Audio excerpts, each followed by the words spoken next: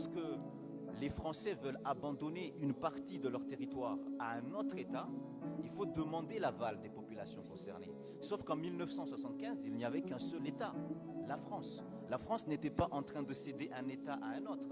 Il cédait un État dans le vide. C'est un autre État qui allait naître. Donc il n'y avait pas de cession à proprement parler d'un point de vue juridique. Donc cet article 3 ne pouvait pas fonctionner parce qu'il n'y avait pas de cession.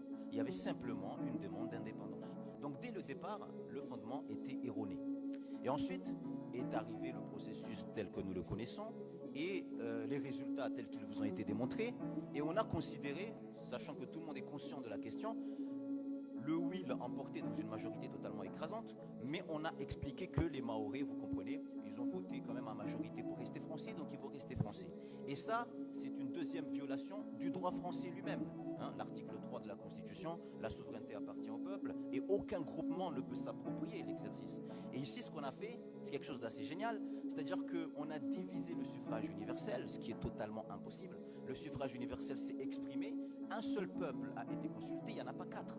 Il y a un seul peuple qui a été consulté, et donc on doit prendre le résultat dans son ensemble, pas île par île.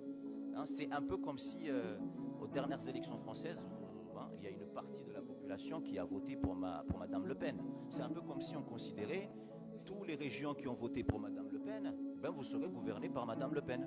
Et tout le reste, vous serez gouverné par Monsieur Macron. Ça n'a pas de logique. Le suffrage universel, on le prend dans son ensemble.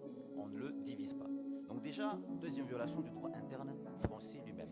Maintenant, si on fait une avance rapide, parce que le temps nous est compté, et qu'on arrive dans la situation actuelle aujourd'hui de Mayotte, le droit interne français démontre cette fois-ci que l'île comorienne de Mayotte n'est pas du tout intégrée dans la République française, en tout cas dans les valeurs juridiques de la République française. C'est un bout de terre perdu dans le canal de Mozambique et qui est traité de manière différente que les valeurs de la République française.